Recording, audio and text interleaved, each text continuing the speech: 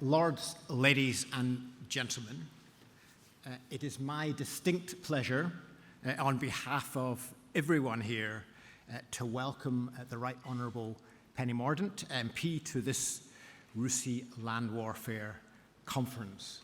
We're especially grateful that she's been able to join us at this very busy time in London as we commemorate the 75th anniversary of the D-Day landings. We recognise and honour the sacrifices that made their success possible and opened the way to the free Europe that we enjoy today. And we also, in doing so, refresh our knowledge that that success was only made possible by close cooperation between the UK, the United States, and their many other allies around a common vision for Europe. And also, I think, by a remarkable domestic political consensus here in the UK supporting that war effort. We can never take either for granted. And as our political leaders here continue to navigate Brexit, and as they seek to strengthen the transatlantic relationship against the new challenges it faces, we wish them every success in both endeavours. Secretary of State, you may be relatively new to this role, but you're not new to defence.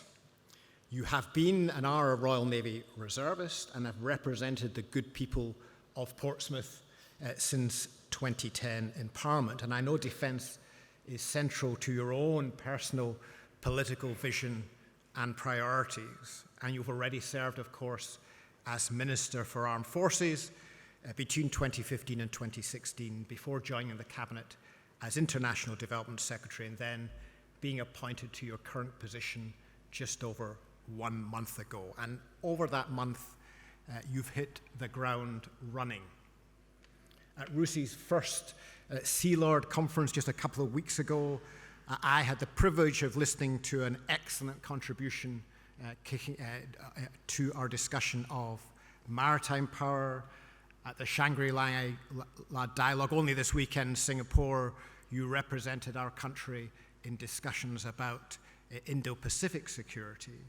And just today, you made an announcement in relation to the future role of our aircraft carrier contributing to when it comes fully operational to NATO's readiness initiative. So a busy month, and we're looking forward to what you have to say to our conference today. Before asking you to take the podium, just a couple of housekeeping rules. The Secretary of State will be speaking on the record, both in her presentations and in Q&A. And if you could remain seated at the end of the session to allow the Secretary of State and her party to leave in good order before leaving for our drinks reception. Secretary of State, thank you, and the floor is yours.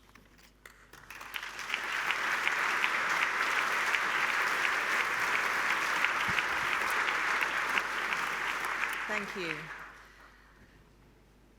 In a few days' time, the nation will pay tribute to those who fought on D-Day. From Portsmouth's Southsea Common to Bayer Cathedral, we will stand in silence, recalling the incredible operations off the coast, in the air, and on the beaches of Normandy. When we commemorate those events this week, what will be in our thoughts? Will it be the landing craft, or the reconnaissance planes, or the supply ships? No.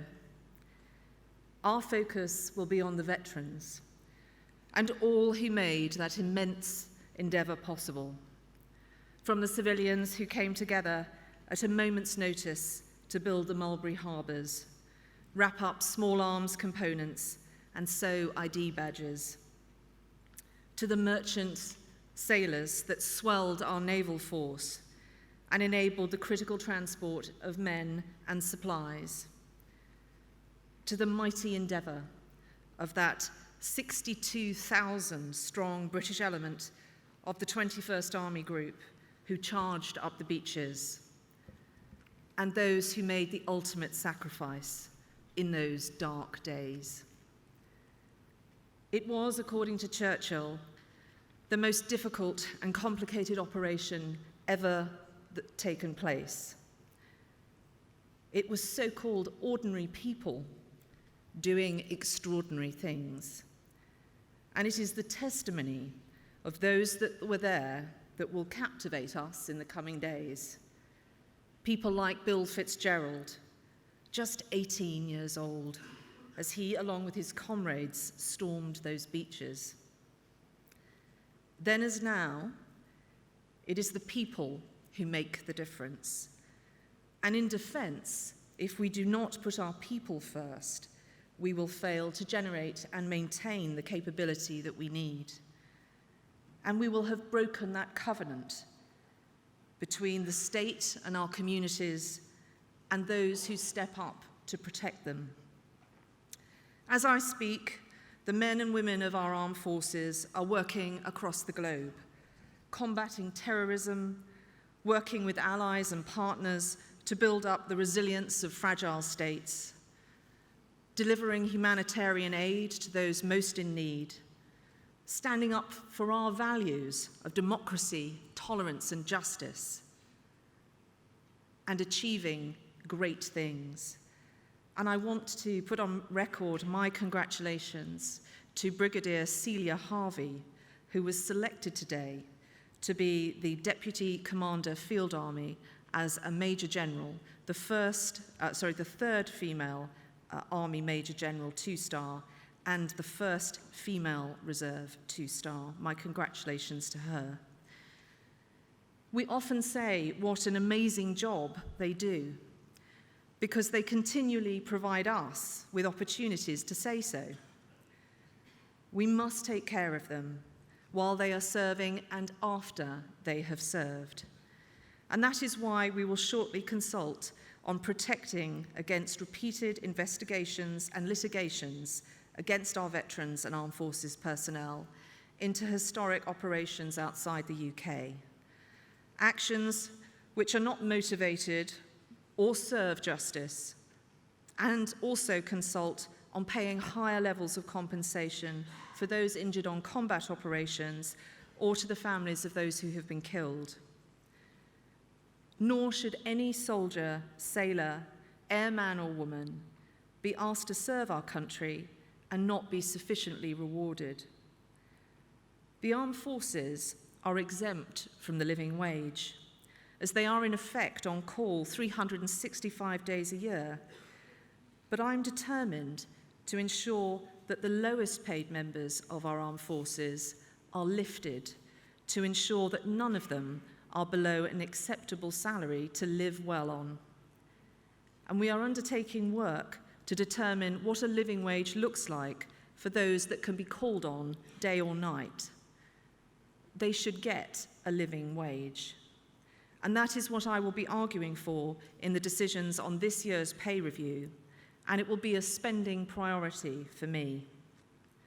It's the right thing to do, but I also recognise that the decision to serve is not motivated by money. People are motivated by what they will be doing and what that achieves in the world and the values that underpin it: protecting, serving, doing your duty for your country. And central to that is to understand what the army is for.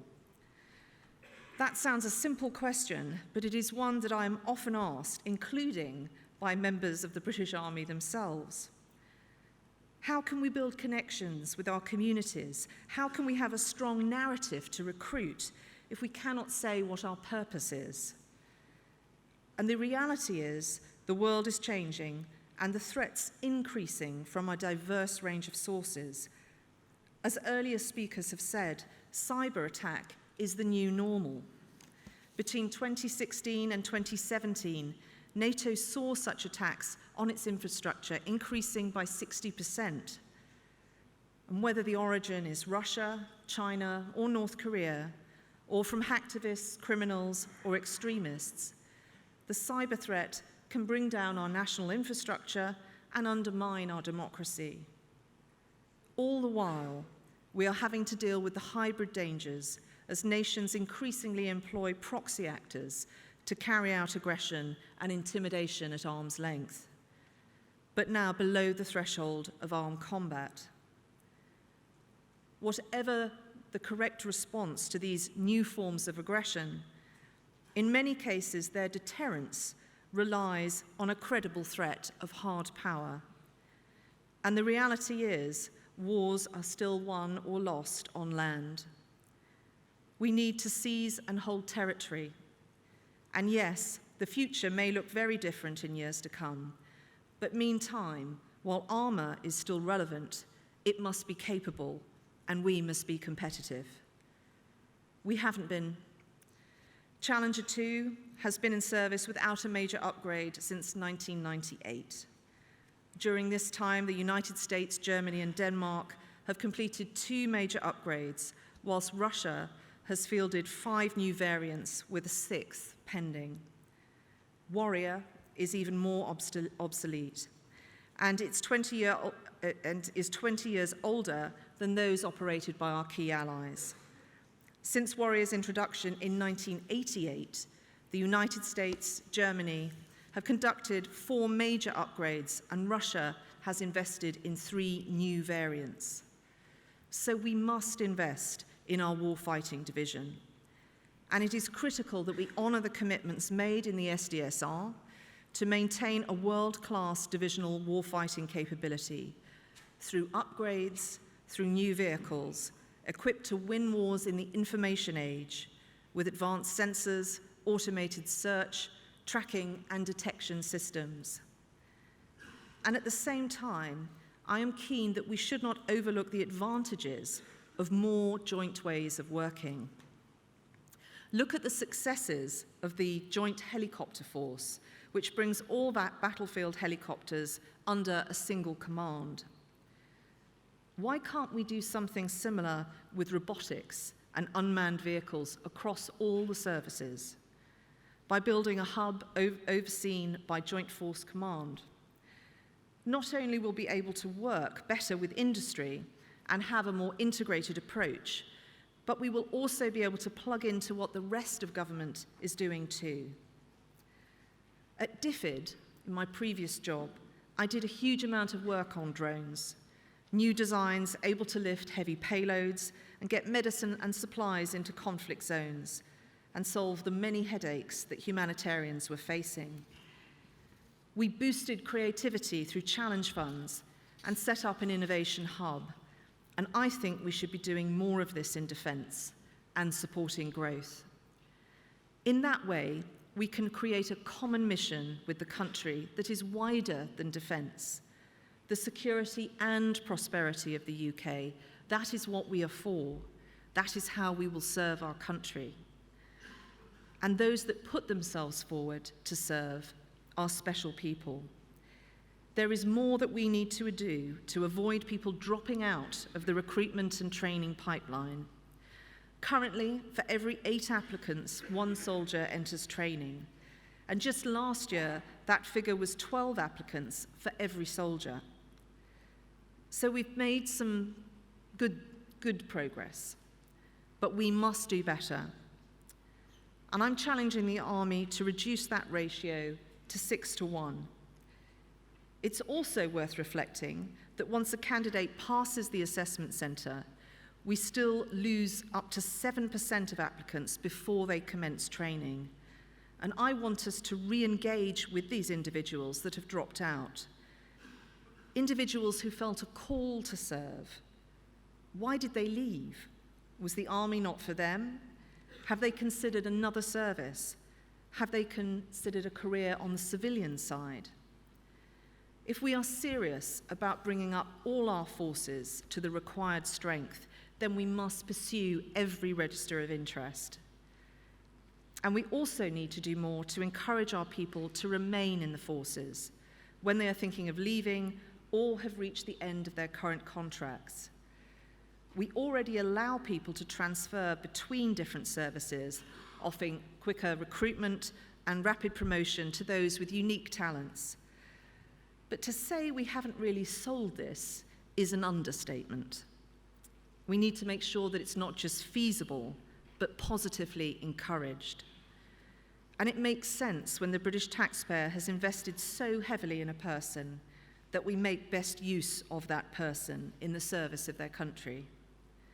We have to maximise every efficiency. But in making our pitch to the Treasury, we also need to talk about the full value of defence. And that's not just about jobs in industry, supply chain and services, or export sales, or inventions, or defence engagement, which we often mention. It's also about social mobility and the fabric of our society. The army is a place of great opportunity. You take people from all walks of life, you give them a sense of purpose, belonging, and family. Indeed, you give them a home away from home and imbue them with those precious values of courage, discipline, integrity, respect for others, loyalty, and selfless commitment. As Army gunner and drummer Hussein Sadiq put it, I ended up finding that the Army's core values were my own. But the Army does something even more than that. It fires ambition. The British Army has a long and proud history of discovering exceptional character and talent in people, which nobody else could see or nobody else bothered to look for. Rebecca Smith from Grimsby was at rock bottom and sleeping rough. She took a decision to walk into an Army careers office. She became a vehicle mechanic with the RUSI and rose rapidly through the ranks to corporal as a Challenger 2 expert. And having been recognised for her exceptional leadership talent, she was recently commissioned from Sandhurst and is now on her young officers training course, returning to the RUSI as a second lieutenant.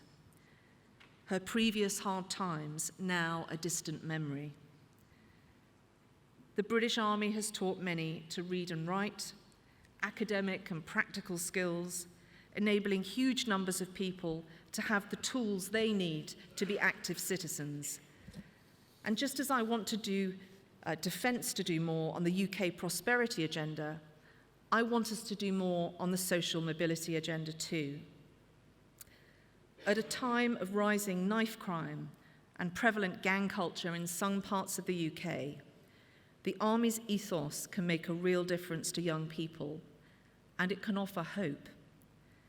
Defence has so much to offer in our armed forces and our cadet units, but also in the fantastic organisations that sit in our communities alongside us. I've been so struck, in particular, how military preparation colleges have enthused those who other education establishments fail to inspire. They have encouraged study and physical fitness, self-confidence and self-worth, and a sense of duty and service. And they have given some youngsters options where they had none. I believe it's time to use the skills and lessons learned at these colleges and elsewhere in the Army to address this national blight of gangs and weapons on our streets. And so today I wish to announce that in support of the Ministerial Task Force on Serious Violence, that my department will be holding a summit involving military preparation colleges and those working to divert young people away from gangs and violence. We will bring all that we have to offer to this issue. Courage is inspirational. We will never forget what the Army accomplished on D-Day 75 years ago, and it still inspires us today. An achievement which was founded not on having the most powerful weapons, but on having people equipped with extraordinary courage, ingenuity, and determination. Today's Army shares those qualities, and our people are going out of their way across the globe to make a difference, protecting innocence, lifting people out of poverty, and providing hope for others from Estonia to Afghanistan from Iraq to South Sudan. Yet as we look into the future, an age where the dangers are changing and growing, we will depend on our people more than ever. So we must look after them like never before. That is my priority. Thank you.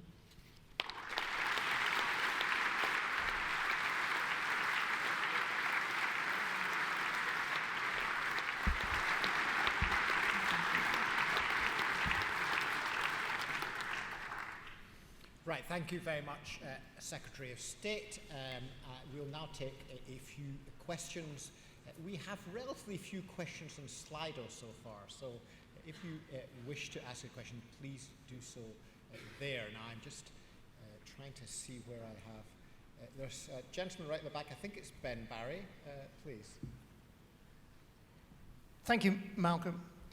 Could I ask the Secretary of State under what circumstances she sees British troops deployed in a combat role, not as advisors, not doing Kabul security, but actually going into the combat zone, which for the last 5 years, in British forces terms, has been the role of drones and special forces? Do you want me to take that now?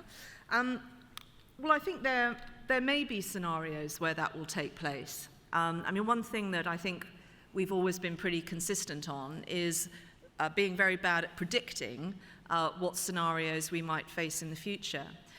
What we have to do through the SDSR process, but also every day, is to look at those emerging threats, look at the scenarios that might follow from them, and build and generate a force that is the most flexible and capable that it can be. So there will be occasions when we may have to do that, and I think it is my job to make sure that we are ready to do that. We need to also keep investing in capabilities that we need whilst we're also generating those future capabilities. But I think across all three services, they're doing that. They have good plans in place. There will be finely balanced judgments to make as we look at where we put the investment, but we need to be doing both of those things. Very good. Right, we've got the gentleman who's holding the microphone first, and then the lady just in front. Please. Peter Cook, Decision Analysis Services. You mentioned prosperity. HMG is doing a survey on social values, which I think places other things you've said, and I wonder whether you can say a bit more about how you see the Army and the MOD playing into this social values survey and benefiting the country in prosperity terms. Let me just take a couple of questions, if I may. Please. Thank you. Abigail Watson, the Oxford Research Group. I wonder how much protecting soldiers also comes to better communicating the strategy for which they're deployed. How much should we be communicating with the public around the operations that they're deployed on and rallying support and awareness for them? Mm-hmm. Right, please. So I think, I mean, this is the main motivation for this is not the CSR, but I think that we do need to tell the story about the value that defence provides better. We do often talk about when we point to bits of kit, we do maps for members of the House of Commons to show that someone in their constituency contributed to it and it's important. We do all of that, but what we don't do is talk about the research, the innovation, the connections between defence and non-defence sectors. We don't have sector deals, and we don't talk about the contribution we make to social mobility, to education, which is enormous. There are so many amazing and compelling stories that I hear every day about the difference that we've made to an individual's life. So I think we have to find ways of not just plugging into what's already in existence, whether it's the industrial strategy, whether it's looking at social value and what we contribute to society, but also we're looking at setting up some new things actually in the department itself. And I think one of the things that we should be developing is a prosperity board that would have membership from outside the immediate defence sector, but looking at the connections, for example, maritime technologies that I've spoken about in my speech today. I think that if we did that, we just worked in a more joined-up way across Whitehall. I mentioned what we were doing at DFID with drones, but Department of Transport, BAYS, many other departments are doing these things, but we're not doing it together, and that's nuts. So I'm looking to really try and create those forums where they don't exist, so that as we go into the CSR and beyond, we're absolutely positioned for people to understand why they need to keep investment in defence very strong. And to your point, I think we still have to do a lot of work to build up trust.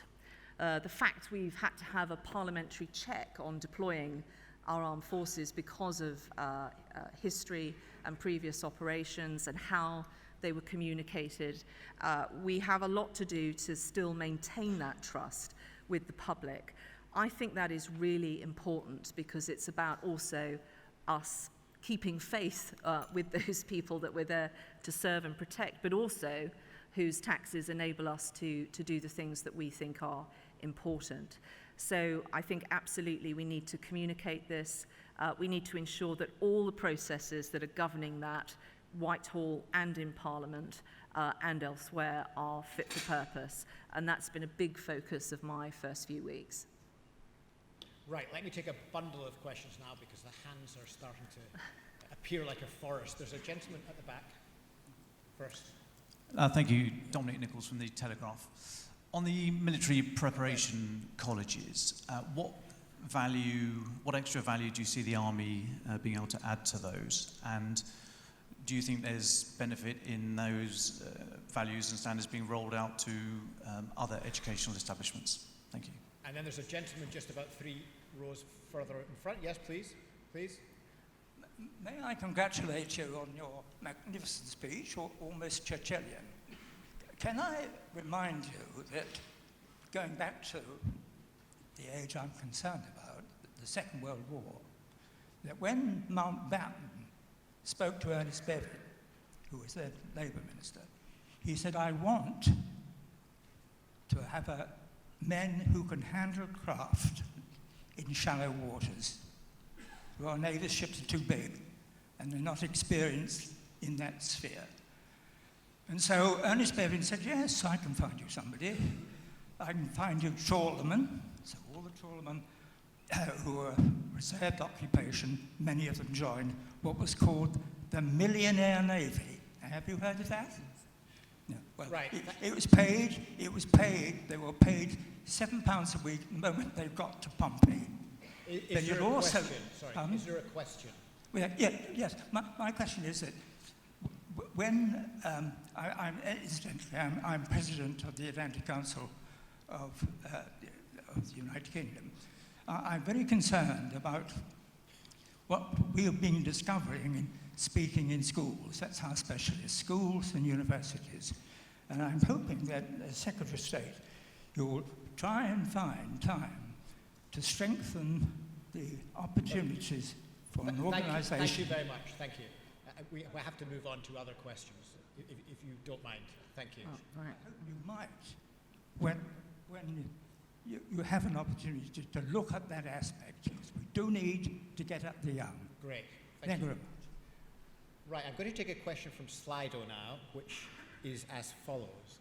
What actions are the government taking to address the inequality of lawfare by those seeking to undermine trust in our institutions through targeting veterans?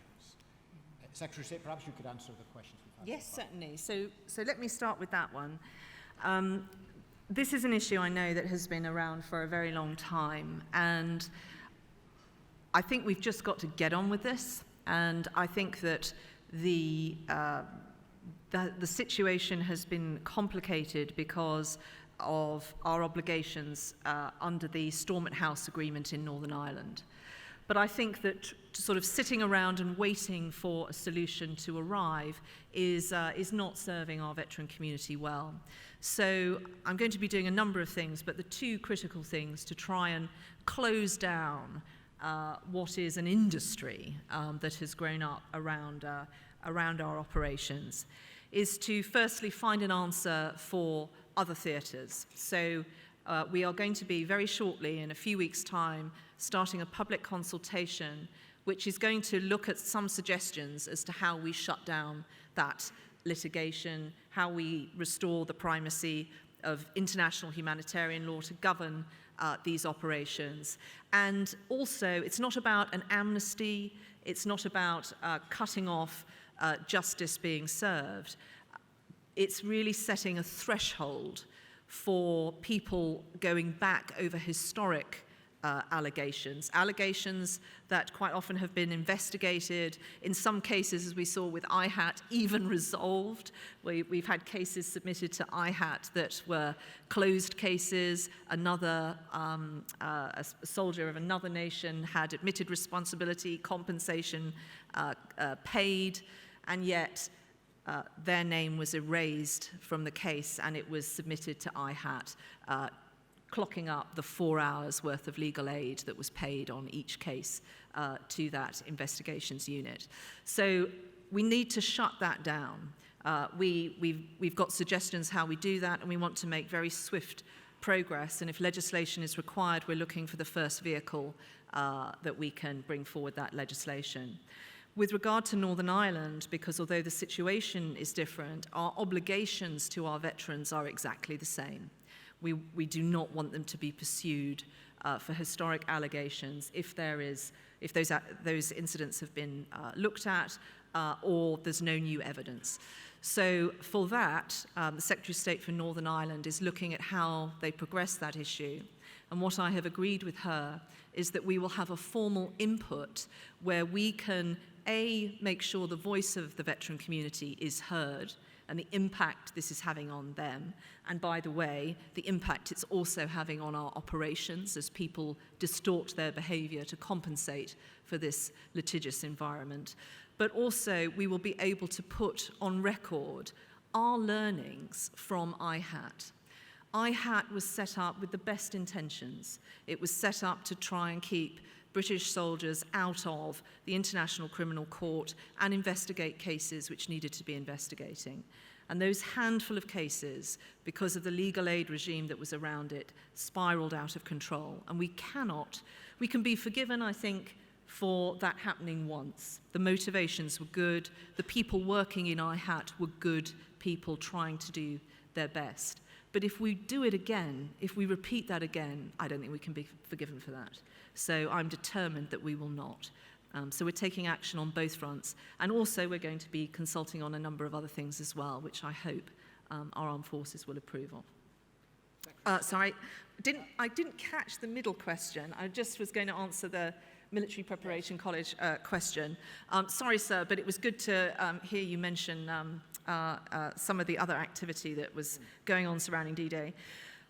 Military preparation colleges, I think, are extremely good. I've got one in my constituency, and it's done amazing things. Quite a lot of those attending go on to go into service. And they have a particular ethos about the whole person. It's about their physical fitness, it's about their mental attitude, as well as their academic results and the practical skills that they are learning. I want to get those people in the same room as people who are directly trying to divert people away from gang culture, trying to enable those people to be safe and turn their lives around. I think we have a huge amount that we could offer to that problem. But one of the fantastic things about all three services is that they're not just involved in education centres on their own bases and with their own people, they're also out in the community. I've got a fantastic example in Portsmouth, in my patch, of a university technical college where the Navy is partnering there. There's great examples in every service. And we need to tell this story better, because actually the contribution defence makes to the nation is immense. And we really do need to keep that well understood and strong, not just at the Treasury, but actually in every community in the UK. Do you have time for just a couple of more? Very good. I think it's David Bond, please. Yes, thank you, Malcolm. David Bond from the Financial Times. Secretary of State, in the past, US generals have come to this conference and expressed concerns about the size of the British Army. Can you give a commitment, a guarantee to this room that the size of the army won't be cut below 80,000 in the future? And Deborah Haynes, please. Microphone here. Actually, Larissa was first, so. Okay. Thank you. Larissa Brown from the Could Daily you Mail. stand up? Yes. Thank you. Secretary of State, your predecessor took a very tough stance on the issue of foreign fighters in Syria, and I'm just wondering what your thoughts are on whether the UK should let these people back and whether you'd be willing to let British soldiers go and rescue them. And also, if I may, a very cheeky question, will you be putting your hat in the ring for leader of the Tory party? Thank you. That is a cheeky question. Deborah. Thank you. Deborah Haynes from Sky News. President Trump's in town, in case you hadn't noticed. I was wondering, he's talked an awful lot about how important the UK is and the UK alliance between the two countries. Iran is obviously an issue that's current. America has sent additional troops to the region, an aircraft carrier task group. We understand that there's going to be evidence presented to the Security Council on what happened to those Saudi tankers and the other two tankers that were hit. Is the UK planning to send additional resources to that region, given the fact that we share the view about the threat? Thank you. Secretary of State. Well, just on that last point, we are absolutely in the same place with our American allies on this. Our assessment of the situation is the same. Although you tempt me, I'm not going to discuss potential future operational deployments, but obviously this is a live issue, and we're monitoring it very carefully, and the NSC will make its decisions on things in due course. With regard to the size of the army, I think that when we write SDSRs, we should deliver them. And whether it's equipment, whether it's strength, we should deliver them. So on my shift, and I think for some time to come, I don't think you'll see those numbers alter. What I do think is important, though, is that we deliver on them. I have been looking at ways with my colleagues in the Army as to how we actually ensure that we have the pipeline of people coming in, how the investments that we're making in individuals are really translating to the full value that they could be. We want to also make sure that we're meeting those other targets on recruiting women and people from diverse backgrounds too. And that we're giving those people the opportunity for the career that their talents will give them in those services, so that they're able to take command, they're able to have a full career in our armed forces. So I think we should deliver on SDSRs, not just write them and then roll back from them. And we also need to be realistic about what that costs. So if we're planning on the basis of not paying salaries to people who we're trying to recruit because we don't think we will, that's a bad place to be. So I'm going to be focused on a lot of the dry detail as to how I can help the Army and the other services meet those recruitment targets. And in my comments today, I hope I've made it clear that I think we do need that hard power. That's certainly the public's ambition. That's what we want to do. And it won't just be on training missions and other things.